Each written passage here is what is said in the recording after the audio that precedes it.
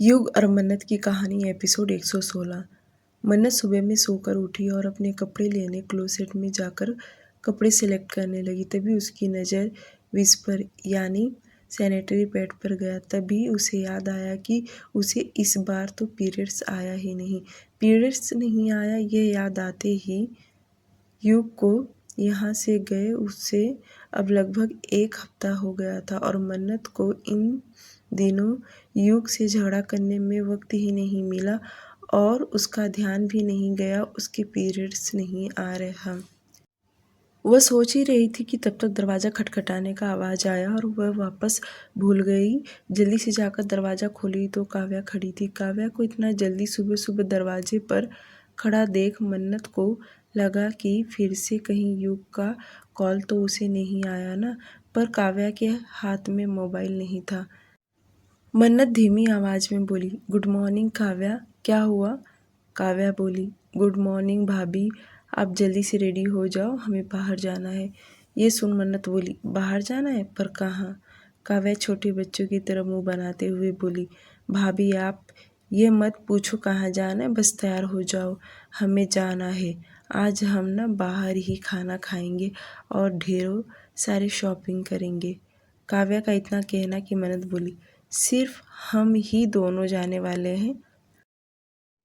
काव्या बोली, नहीं नहीं, हमारे साथ रौनक भी आ रहा है तो हम तीनों साथ में जाएंगे, ड्राइवर का तो ज़रूरत पड़ेगा ना। इतना बोल दोनों ज़ोर ज़ोर से हंसने लगी।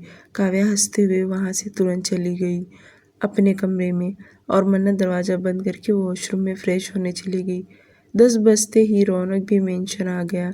आज उन तीनों को किसी ने नहीं रोका क्योंकि काव्या का एक दिन पहले से ही रट लगाए बैठी थी कि उसे बाहर मॉल जाना है, जिस पर राहुल भी राजी हो गया।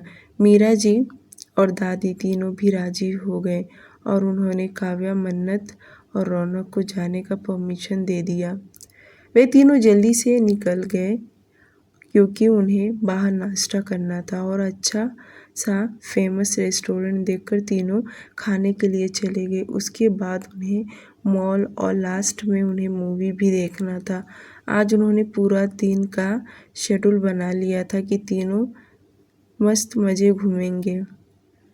दूसरी तरफ जर्मनी में युग सुबह में मन्नत को कॉल नहीं किया और जो मीटिंग थी वह फाइनल मीटिंग थी और अब सबने मिलकर जो ड्राइंग बनाया था वह लगभग 99% काम कर गया और इसी पर आज से डिस्कशन करना था कि यह 100% ओके हो जाए। युग ने आज सोच भी लिया कि वह मीटिंग आज जल्दी से ख़त्म करके वह इंडिया के लिए रात को या कल सुबह निकल जाएगा। उसके दिमाग में यही चल रहा था क्योंकि वह आया तो था 1 वीक के लिए, पर अब काफ़ी समय हो गया। वहीं दूसरी तरफ मयंक, जब मयंक जाने के लिए घर से निकला तो सबसे पहले वह युग के ऑफिस गया तो उसे पता चला कि युग 8 दिन के ऊपर हो गया है वह जर्मनी गया है और उसके रिसेप्शनिस्ट ने से पूछा कि युग कब तक आएगा। रिसेप्शनिस्ट ने उसे साफ साफ बता दिया कि युग अभी तक उन्हें मैसेज नहीं आया है कि उनके सर कब तक इंडिया आएंगे, जिसकी वजह से कंफर्म नहीं बता सकती, शायद उन्हें और भी वक्त लग सकता है। रिसेप्शनिस्ट ने कहा कि आप अपना कॉन्टैक्ट नंबर देकर जाइए, जब युग सर आ जाएंगे तो वह उसे इन्फॉर्म कर देगी। मैक ने अपना कॉन्टैक्ट नंबर वहां पर दे दिया और ऑफिस से बाहर निकला। मयंक बहुत ही उम्मीद लेकर आया था, युग जरूर उसकी मदद कर देगा, पर युग इंडिया में नहीं है।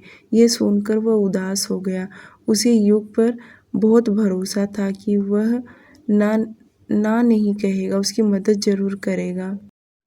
मयंक ने सोचा एक बार बजाज मेंशन में जाकर मन्नत से बात करने का फिर से प्रयत्न करे, क्योंकि इन दिनों वह उसके घर नहीं जा रहा था। वह जल्दी से बजाज मेंशन पहुंचा पर उसे सिक्योरिटी गार्ड ने कह दिया कि मन्नत मैडम बाहर गई है। मयंक ने गार्ड से तुरंत पूछा, मन्नत क्या युग के साथ जर्मनी तो नहीं गई ना? जो सुन गार्ड ने तुरंत बताने से ना कह दिया। वह मेंशन की कोई भी बात बाहरी लोगों को इन्फॉर्म नहीं करते कि कौन कहाँ गया, किसके साथ गया। मेंशन की कोई भी बात बाहर लीक नहीं होती। ये बहुत ही स्ट्रिक्ट रूल्स था। मयंक को समझ गया कि यहाँ रुककर कुछ फ़ायदा नहीं, इसलिए वह अपने ऑफिस चला गया। दूसरी तरफ मेहता बंगलो। छोटू के जाने के बाद घर का सामान कोई नहीं लेकर आया, क्योंकि बाकियों से ज़्यादा छोटू पढ़ा लिखा था और समझदार भी था। और सर्वेंट कदम को तो घर के कामों से फुर्सत ही नहीं रहता और उनकी उम्र भी काफ़ी ज़्यादा था, इसीलिए वह बाहर का काम नहीं करते थे, सिर्फ घर का ही काम किया करते थे। एक सर्वेंट तो सिर्फ नारायण जी का पर्सनल काम किया करता था, जैसे उन्हें वॉशरूम लेकर जाना, उन्हें बाथ देना, उनके जो भी काम थे किया करता था। उनके घर में सिर्फ मेल सर्वेंट ही थे और जितने भी थे उनको उन सभी को काम दिया गया था, वे सब अपना अपना काम किया करते थे। नैना सोची कि क्यों न वह खुद सभी सामान जाकर लेकर आए। वैसे भी छोटू तो आने के लिए ज़रूर कुछ दिन तो लग ही जाएंगे, वह इतना जल्दी तो नहीं आने वाला। यही सोचकर नैना तैयार हो गई। जब वह नीचे आई तो नारायण जी अकेले व्हीलचेयर पर भी बैठकर बाहर देख रहे थे। नैना सीढ़ियों पर से उतर रही थी कि उसकी नज़र नारायण जी पर जा टिकी, तो उसे अचानक से महसूस हुआ कि वह हमेशा व्हीलचेयर पर बैठकर बोर हो जाते होंगे। नारायण जी का कमरा और लिविंग एरिया, गार्डन सिर्फ तीनों ही दूरी में उनकी ज़िंदगी है। अगर कभी बाहर जाते भी हो तो सिर्फ हॉस्पिटल, वरना कहीं नहीं। नैना नारायण जी के सामने जाकर खड़ी हुई और बोली, पापा जी क्यों ना मैं जाकर मार्केट से सभी सामान लेकर आऊं, क्योंकि छोटू को आने के लिए ज़रूर 3-4 दिन तो लग ही जाएंगे। नारायण जी नैना के ऊपर कोई रोक टोक नहीं लगाते थे, पर वह नहीं चाहते थे कि उनकी बहू को काम करके परेशान हुए, इसीलिए वह बोले, नैना बहू रहने दो, तुम कितना परेशान होती हो, किसी और से मंगवा लेना। जो चीज़ ज़्यादा ज़रूरत है वो मंगवा लो, बाकी की चीज़ रहने दो, जब छोटू आएगा तो आ जाएगा, अकेले तुम परेशान हो जाओगी। ये सुनते ही नैना मुस्कुरा दी और बोली, पापा जी किसने कहा कि मैं अकेले जाऊंगी, मैं तो आपको लेकर जाऊंगी, क्यों ना हम दोनों चले कि ज़रूरत की सभी चीज़ लेके आएंगे। नैना का इतना कहना कि नारायण जी उदास होकर उसे देखने लगे, क्योंकि उन्हें तो पता था कि उनके हाथ पैर किसी काम के नहीं है, वह जाकर क्या ही करेंगे। वह बहुत ही धीमी आवाज़ में बोले, नैना बहू मेरा वहाँ जाकर क्या फ़ायदा, तुम सामान लोगी कि मुझे संभालोगी, रहने दो, कदम को भेज दो, वह सामान ला देगा। नैना तुरंत घुटने के बल बैठ नारायण जी का हाथ पकड़ बोली, आपको इसलिए बुरा लग रहा है कि आपको मुझे संभालना पड़ेगा, तो क्या हुआ, मैं आपको संभालूंगी और कदम जी बाकी के सामान ले लेंगे, कदम जी भी रहेंगे, ड्राइवर भी, हम मिलकर आपकी मदद करेंगे। नैना की बातें सुन नारायण जी का भी मन हुआ कि वह भी बाहर जाए, खुली हवा में सांस ले, पर उन्हें पता था बाहर उन्हें इस तरह से जाना ठीक नहीं रहेगा, इसलिए वह तुरंत मना करने लगे।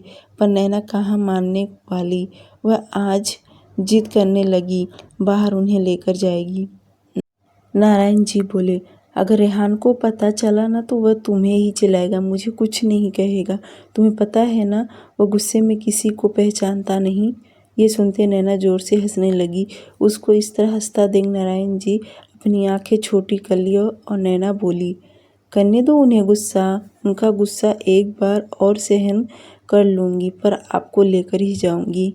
नैना एकदम साफ दिल की थी, जो देख नारायण जी के चेहरे पर हंसी आ गया और वह भी मान गए। आखिर उनकी बहू इतना रिक्वेस्ट जो कर रही है। ड्राइवर को कार रेडी करने के लिए बोली और सर्वेंट कदम को भी अपने साथ चलने के लिए बोली। 5 मिनट में सभी लोग रेडी हो गए और नारायण जी भी चेयर लेकर बाहर गए। ड्राइवर और कदम दोनों ने सपोर्ट देकर उन्हें कार के पीछे पैसेंजर सीट पर बिठा दिया और उनका व्हील चेयर उठाकर पीछे डिग्गी में डाल दिया और सर्वेंट कदम आगे सीट पर जाकर बैठ गए। वे लोग पहले तो मॉल में गए। पहले उन लोगों ने कार में से नारायण जी को बाहर निकाला। नारायण जी जैसे कार में से बाहर निकले और बाहर का वातावरण देखे कि उन्हें बहुत ज़्यादा खुशी मिलने लगा, क्योंकि कितने साल हो गए उन्होंने ये चहल पहल का माहौल कभी नहीं देखा। 1-2 घंटे में उन्होंने सभी ज़रूरत की सामान ले लिया और सर्वेंट कदम ड्राइवर दोनों मिलकर कार में लेकर रख दिए। उनके बाद वे लोग शॉपिंग करने लगे। नारायण जी का व्हीलचेयर पकड़ के उन्हें बहुत कुछ दिखा रही थी, जैसे आज वह सिर्फ नारायण जी के लिए शॉपिंग करने वाली हो। नैना ने उनके लिए कुर्ता पैजामा भी खरीदी। उनके बाद उनके लिए शॉल, मफलर, बहुत कुछ खरीदारी की। दोपहर में उड़ती उड़ती खबर रेहान को मिल ही गया कि नैना उसके डैड को लेकर बाहर गई है, और बताने वाला कोई और नहीं बल्कि घर के सर्वेंट ही थे। उन्हें भी तो अपनी वफादारी दिखाना था। सर्वेंट को ये नहीं पता था कि वे लोग कहाँ गए, पर बस वे जाते हुए देखा। रेहान को पहले तो लगा कि उसके डैड की तबीयत तो नहीं खराब हुआ ना। अगर ऐसा होता तो नैना ज़रूर उसे कॉल करके बताती। वह तुरंत अपना मोबाइल ले नैना को कॉल लगाया, और मॉल में नैना ने जैसे रेहान का कॉल देखी वह डरने लगी। उसे समझ गया कि हो ना हो रेहान को पता तो चल ही गया, क्योंकि आने से पहले उसने एक भी सर्वेंट को यह नहीं बोली थी कि रेहान को मत बताना। यहाँ तक कि नारायण जी ने भी नहीं किसी को कुछ कहा। अगर नैना ने उसका कॉल नहीं रिसीव की तो ज़रूर रेहान उस पर ज़्यादा चिढ़ जाएगा, इसलिए नैना ने तुरंत उसका कॉल रिसीव कर ली। वहीं रेहान शांत आवाज़ में पूछा, डैड को लेकर कहाँ गई हो तुम? रेहान का इतना शांत आवाज़ सुन नैना बोली, मैं और पापा जी मॉल आए हुए हैं, बस अभी कुछ ही देर में निकलेंगे और खाना खाकर घर जाएंगे। ये सुन कि नैना उन्हें मॉल लेकर गई है, रेहान तो भड़क ही गया और गुस्सा जाहिर करते हुए बोला, तुम डैड को मॉल लेकर गई हो? क्या तुम्हारा दिमाग सही जगह पर है? एड्रेस बताओ, मैं अभी निकल रहा हूँ। और हाँ, डैड को मोबाइल दो।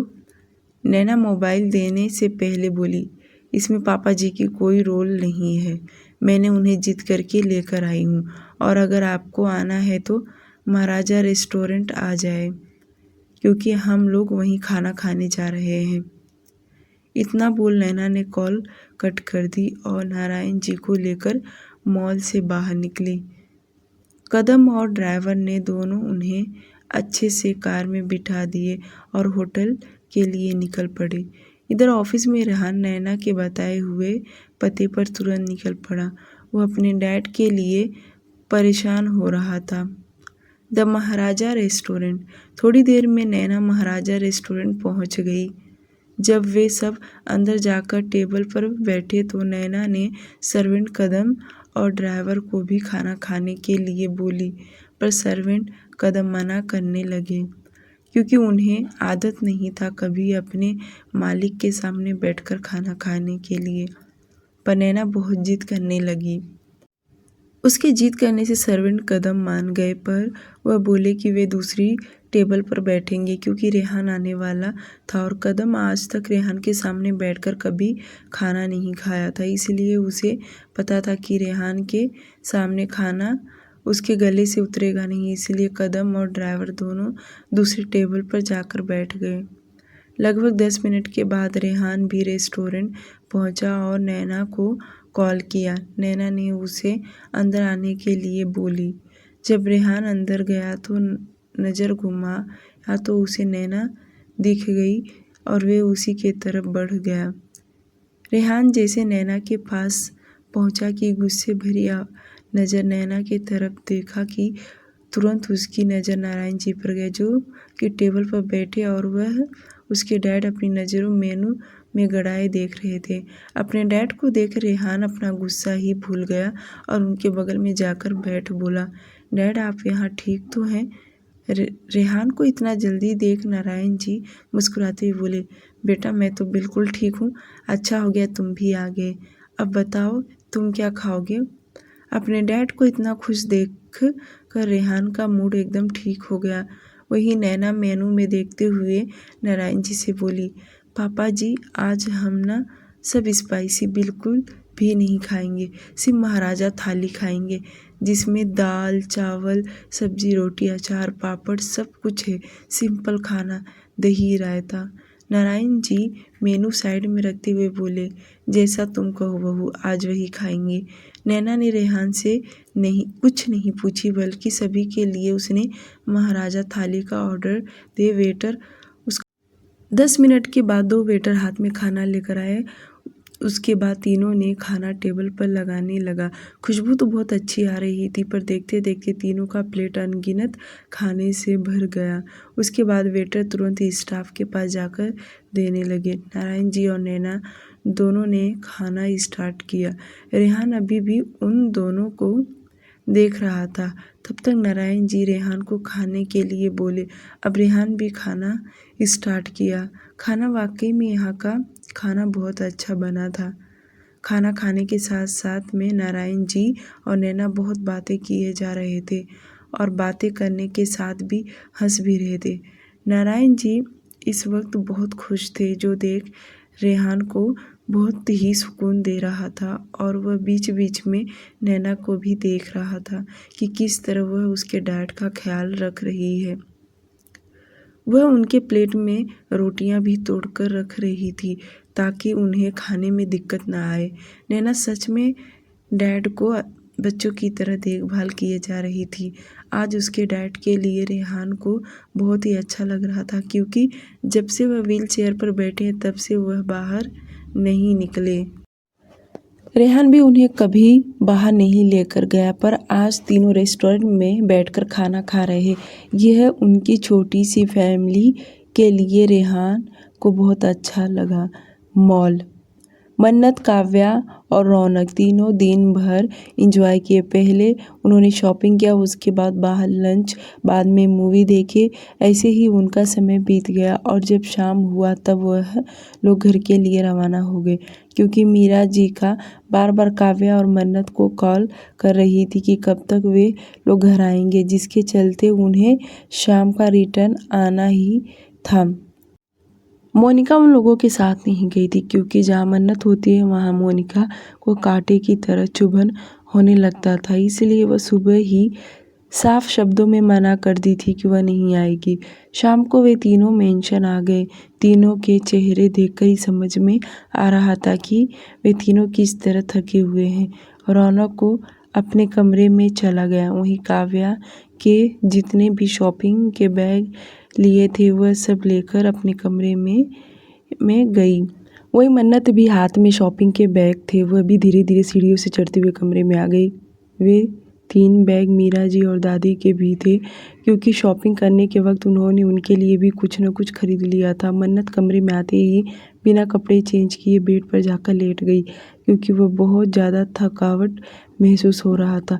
वह शाम होने से पहले काव्या को कब से बोल रही थी कि घर चले, पर काव्या सुन नहीं रही थी। अगर मीरा जी का कॉल नहीं आता तो वह अभी तक घर आने का नाम नहीं लेती। मन्नत इतना थकी हुई थी कि उसे फ्रेश होने का भी दिल नहीं किया और वह यूं ही देखते देखते उसकी आंखें लग गई और वह सो गई।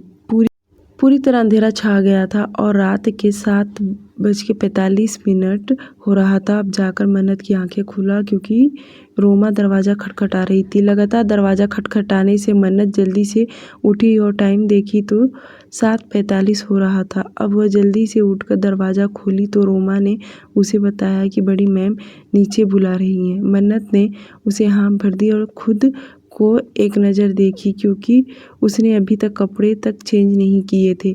और जल्दी से वह क्लोसेट में जाकर पहले हल्का कपड़े ले फ्रेश होने वाली में जो लगी थी 5 मिनट में वह फ्रेश होकर बाहर आई, पर उसकी तबीयत कुछ खास ठीक नहीं लग रहा था।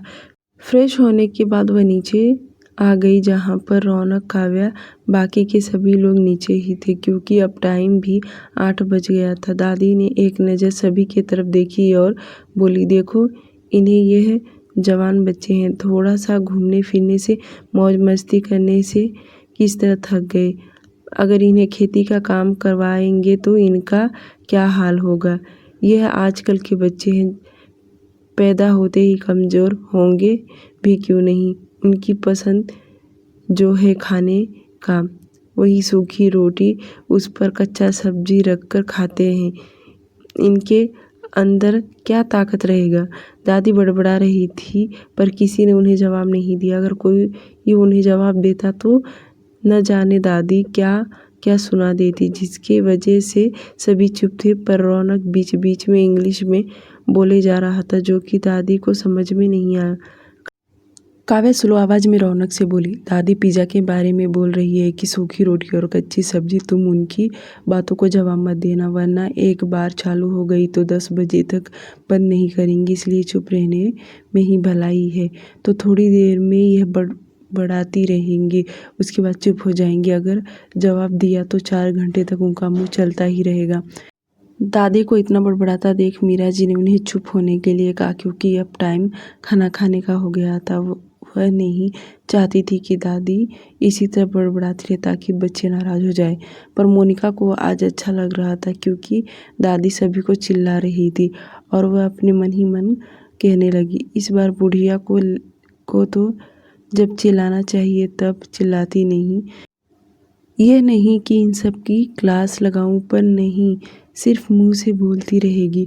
मन्नत बहुत उदास बैठी थी, जो कि मीरा जी ने उससे पूछी कि, तो मन्नत ने कहा, यही जवाब दी कि वह थक गई। और सभी को यही लग रहा था कि मन्नत घूमने की वजह से थकी हुई है, पर उसकी तबीयत थोड़ा डाउन होने लगा था। लगभग आधे घंटे के बाद सभी लोगों ने खाना हो गया और अपने अपने कमरे में चले गए।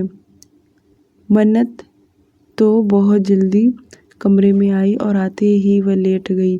उसने जानबूझकर युको कॉल नहीं किया, क्योंकि वह आज दिन भर घूमी थी, इसलिए वह कॉल नहीं करना चाहती थी और ना ही बताना चाहती थी कि वह बाहर गई थी। दूसरी तरफ मेहता बंगलो, रात का समय। अभय ने पहले ही इन्फॉर्म कर दिया था कि वह खाना खाने के लिए आ रहा, जिसके चलते नैना ने सभी के लिए खाना बना दी। थोड़ी देर में सभी अभय खाना खाने आया। डाइनिंग टेबल पे चारों लोग खाना खाने बैठे थे और खाते वक्त नारायण जी ने बता दिया कि आज वह बाहर गए थे, क्योंकि आज नारायण जी बहुत ज़्यादा खुश थे। खुशी में उन्होंने अभय को सब कुछ कह दिया कि अजय अपनी नैना बहू के साथ बाहर शॉपिंग के गए थे और लंच किए, और उन्होंने ये भी बताया कि उनके साथ रेहान भी था। अभय पहले कुछ बोला नहीं, पर अब रेहान का नाम सुनते ही अपनी उल्टी आंखों से सबको देखने लगा। नैना और उसके अंकल बाहर गए थे। सुनते ही अभय को बहुत खुश हुआ और साथ ही साथ में नाराज़गी जाहिर करते हुए बोला, आप दोनों गए थे, ये तो बहुत अच्छी बात है, और रेहान को लेकर गए और मुझे नहीं लेकर गए, ऐसा क्यों किया आप दोनों ने? इतना बोले एक नज़र नैना की तरफ देखा और गुस्से में बोला, आप तो मुझसे बात ही मत कीजिए। इसका मतलब आपने इस घर का अध्यक्ष बनने के बाद सिर्फ अंकल को पार्टी दिया, मुझे नहीं। अभय का इस तरह नाराज होता देख नैना उसे एक्सप्लेन करते हुए बोली, मैं और पापा जी गए थे, रेहान जी तो बिना बुलाए आ गए। नैना का इतना कहना कि रेहान बिना बुलाए आ गया, रेहान तो उसे घूर कर देखने लगा, मानो नैना ने उसकी पूरी इज्जत ही मिट्टी में मिला दी हो। वही नैना अपना बोलना जारी रखी, वैसे मैं और पापा जी संडे को भी बाहर ही लंच करने वाले, हफ्ते में एक बार तो हम लोग बाहर जाएंगे। अगर आपको आना रहेगा तो आप भी आ जाइए।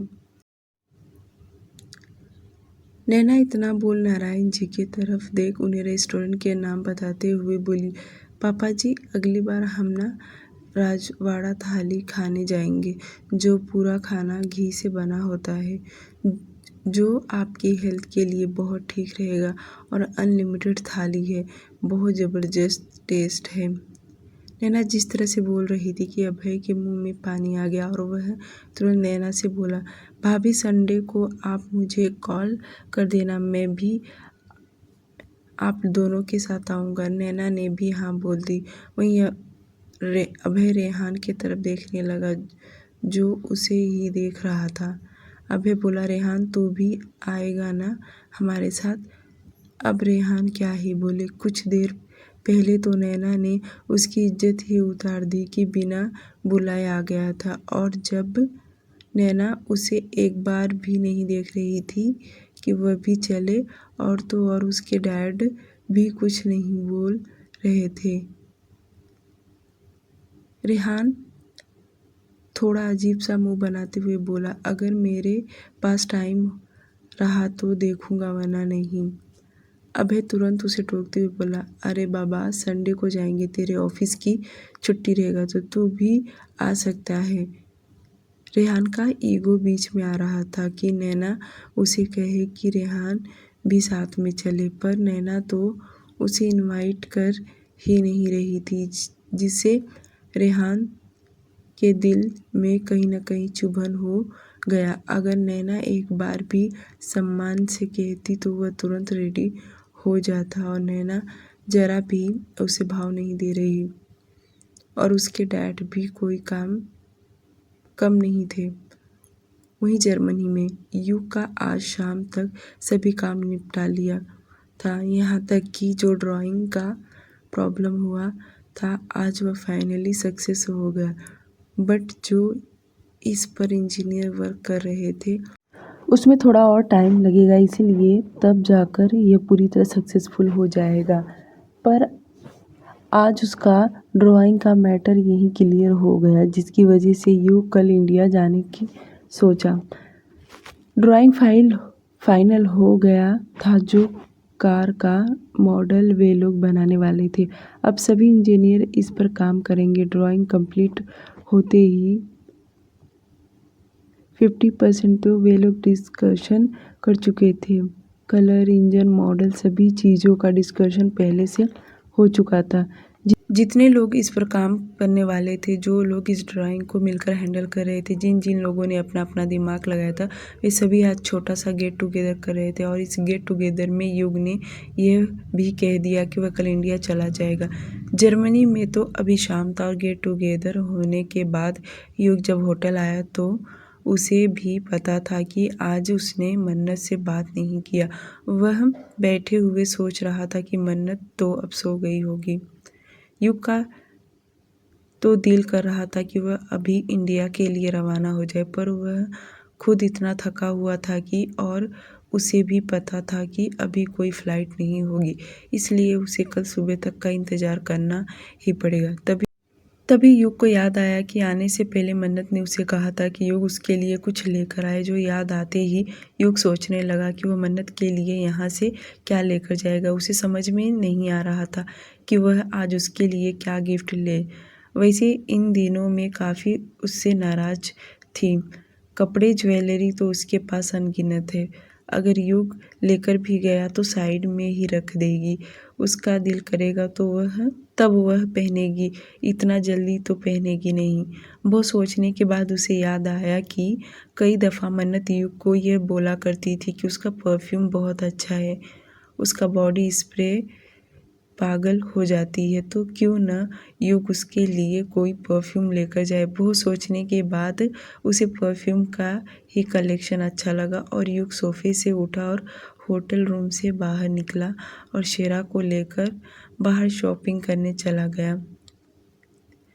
माइजिल मॉल, जर्मनी का ये बहुत ही बड़ा और फेमस मॉल था। युग यहाँ पर पहुँच गया। वैसे तो अब वहाँ रात होना चालू हो गया था, पर माहौल देख ऐसा नहीं लग रहा कि यहाँ रात है। चारों तरफ जगमगाती हुई लाइट और इतना प्यारा सुंदर यह मॉल था, और लोगों की अपार भीड़ भाड़। युग यहाँ सिर्फ मन्नत के लिए परफ्यूम लेने आया था, और वह परफ्यूम के कलेक्शन में गया जहाँ उसने अच्छी और ब्रांडेड लेडीज़ परफ्यूम ऑर्डर दिया। वहाँ के सेल्स मैनेजर थे, उन्होंने एक से एक परफ्यूम युग के सामने रख दिया। साथ ही साथ में परफ्यूम के प्राइस भी बताते जा रहे थे, जो कि काफ़ी एक्सपेंसिव परफ्यूम थे, और साथ ही साथ में उनका प्राइस भी बहुत हाई लेवल का था। सबका प्राइस भी यूरो में था। बहुत परफ्यूम देखने के बाद आखिरकार युग को एक परफ्यूम पसंद आ ही गया, जिसका नाम था बर्गामोट एटिसिमिया राजा डे ला, जिसका प्राइस था यूरो में 11,200, जिसका इंडिया में कन्वर्ट किया जाए तो लाखों रुपए से ऊपर था। और इसकी खुशबू बहुत ही ज़बरदस्त थी और युग को फाइनली ये परफ्यूम पसंद आ गया और उसने मन्नत के लिए ये खरीद लिया। थोड़ी देर में वो होटल पहुंचा और जल्दी से अपने सभी सामान समेट लिया क्योंकि उसे कल इंडिया आना था। इन्हीं सब में कैसे रात बीत गया पता भी नहीं चला और सुबह हो गया। युग सुबह जल्दी उठा और वह तैयारी करने लगा, पर वह मन्नत को नहीं बताना चाहता था कि वह इंडिया आ रहा है और उसने शेरा को भी मना कर दिया कि अगर घर से कॉल आए तो यह न बताए कि आज वे लोग इंडिया आने के लिए निकल रहे हैं। दोपहर में युग ने मन्नत से बातें किया पर उसने ये नहीं बताया कि वह आज आने वाला है। सुबह में जर्मनी से इंडिया आने के लिए कोई फ़्लाइट नहीं थी। करीब उन्हें 3 बजे के बाद ही फ़्लाइट मिलने वाला था और शेरा ने जर्मनी से इंडिया के लिए 2 टिकट बुक कर दिया। दिन कैसे बीत गया पता नहीं चला। मन्नत के कमरे में काव्या बहुत देर तक जाकर बैठी रही क्योंकि उन्होंने कल जो शॉपिंग किया था उसके बारे में वे लोग बहुत डिस्कस भी कर रही थी और जो खरीद कर लाया था और एक दूसरे को ट्राई करके दिखाने लगी। उसमें ही उनका समय बीत गया। काव्या ने तो अगली बार कहीं और शॉपिंग करने के लिए मन्नत को आइडिया देने लगी। अगली बार वे दोनों कहाँ जाएंगी और मन्नत बस उसकी बातें सुन रही थी जैसे कि उसे बिल्कुल भी इंटरेस्ट ना हो। मन्नत को इतना शांत देख काव्या बोली, भाभी क्या हो गया? आप बहुत थकी थकी सी दिखाई दे रही हो। क्या कल का आपका थकावट अभी तक दूर नहीं हुआ या भाई की याद आ रही है? काव्या इतना बोलकर मन्नत को छेड़ने लगी। वहीं मन्नत बोली, ऐसी कोई बात नहीं है काव्या, पता नहीं 2-3 दिन से मुझे अजीब सा लग रहा है और कल घूमने की वजह से तो मैं बहुत थक गई हूँ। ये सुनते ही काव्या बोली, अच्छा ठीक है, मैं चली जाती हूँ, आप थोड़ा और आराम कर लीजिए, फिर आपको ठीक लगेगा क्योंकि हम लोग ज़्यादा बाहर घूमते नहीं है ना, इसलिए आपको ज़्यादा थकावट हो गया रहेगा। काव्या इतना बोलकर मन्नत के कमरे से बाहर चली गई। काव्या के जाते ही मन्नत दरवाज़ा बंद करके जाकर बेड पर लेट गई। उधर जर्मनी में युग निकलने से पहले एक बार मन्नत से वापस बात कर लिया और उसके बाद वह और शेरा फ्लाइट में बैठ गए। अभी युग कहीं रात को इंडिया पहुंचने वाला था।